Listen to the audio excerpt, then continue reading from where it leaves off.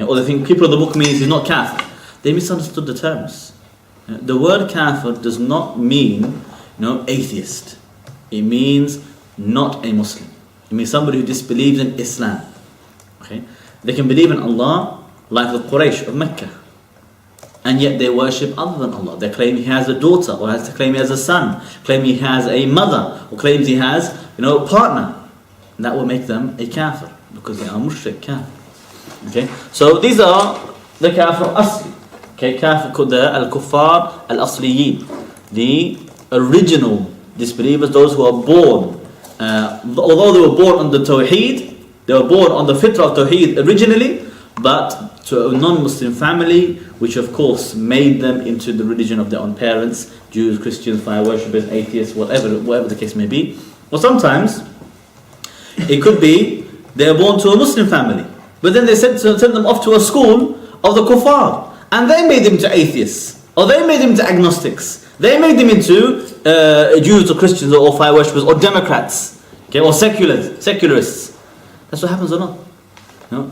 Sometimes I've met many Muslims who grew up in the West. They never learned a thing about Islam.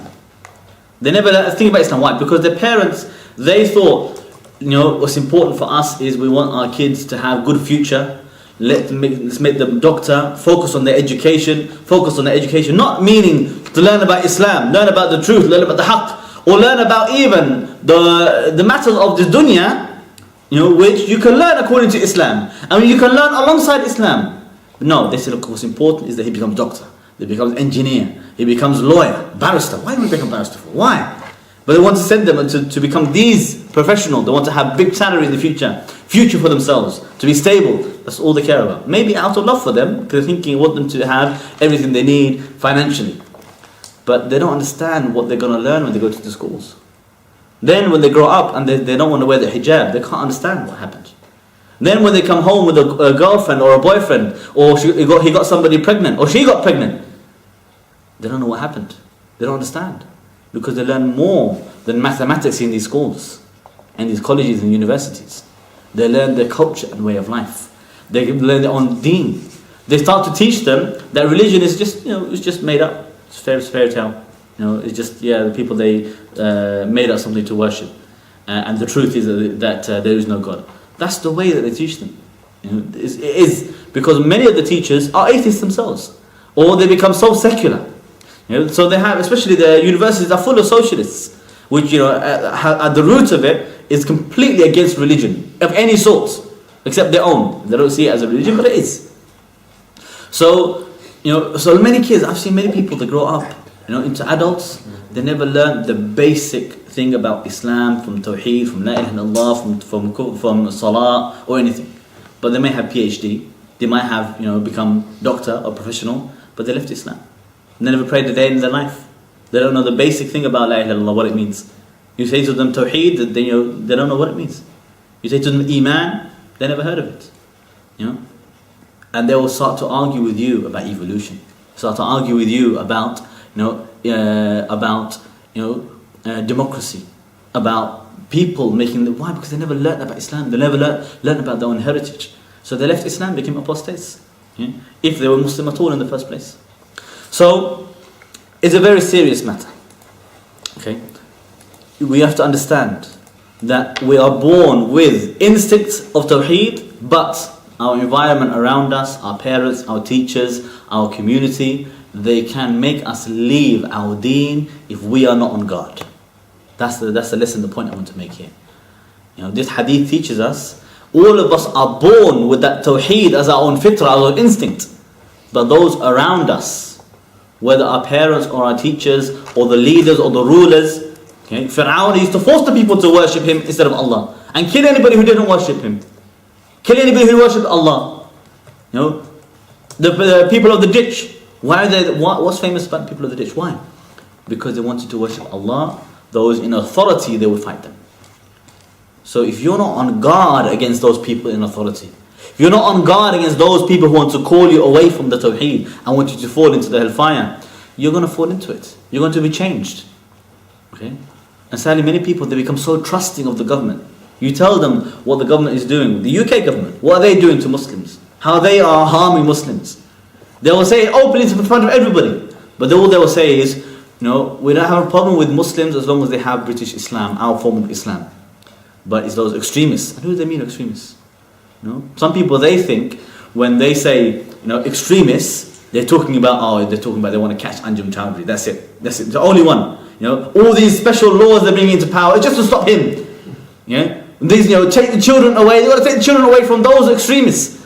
But you understand when they say extremists, they mean women wearing hijab is extremist. They think a woman obeying her husband is extreme, is radical.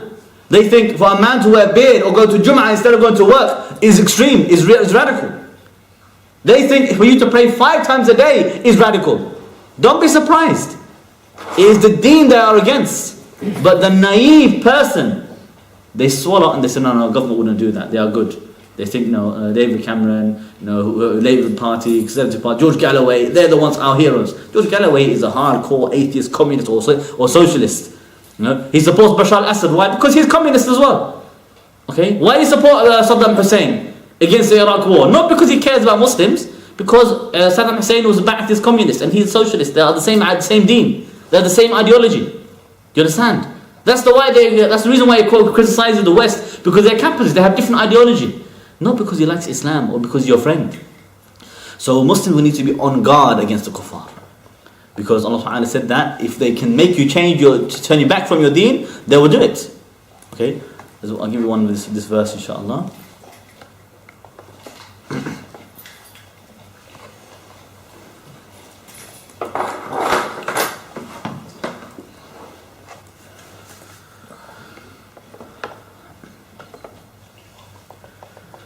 Surah Baqarah verse 217, Allah subhanahu wa ta'ala says,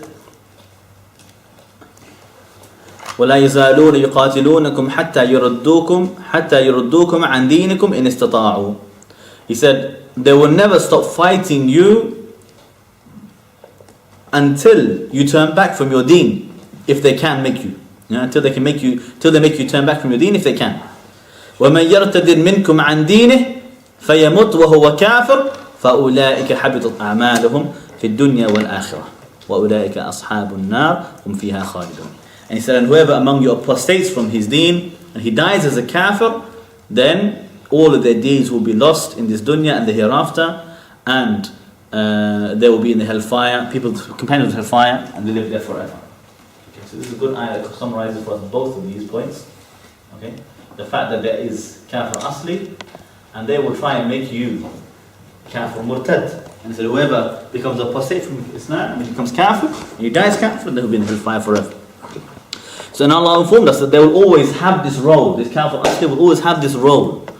Okay, and if they are not from those who are, softened and guided by Allah to embrace Islam, then there will be those who want to fight you for your deen and try to turn you away from Islam. Okay.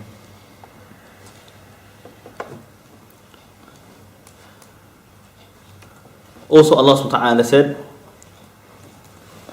وَدُّوا لَوْ تَكْفُرُونَ كَمَا كَفَرُوا فَتَكُونُونَ سَوَاءً. Surah 4 verse 89. Surah 4 verse 89. Allah Ta'ala says, they wish that you become kafir like them so that you could be the same as them. Okay, so you can be the same on equal footing. Okay, but then he said, do not take them as allies. Also in Surah Mumtahina verse 2. I'll write all these on the board, inshallah. So Surah 4 verse 89 and Surah 60 verse 2, Allah Ta'ala says, يَثْقَفُوكُمْ يَكُونُوا لَكُمْ أَعْدَاءَ وَيَبْسُطُوا إِلَيْكُمْ أَيْدِيَهُمْ وَأَلْسِنَتَهُمْ بِالسُّوءِ وَوَدُّوا لَوْ تَكْفُرُونَ. He said, and if they ever gain authority or power over you, they will become your enemies and extend their own hands and tongues against you with evil, and they wish that you become disbelievers like them. Okay, so though those people who are born upon the fitrah of Tawheed, they need to be on guard, because around them are many people, from parents, from teachers, from governments, from those in authority, from the kafir asliyin, and the shaitan himself, the shaitan of the human and the shaitan of the jinn. They're all trying to change you from your own deen, from your own fitrah, corrupt your fitrah, and to leave and become disbelievers.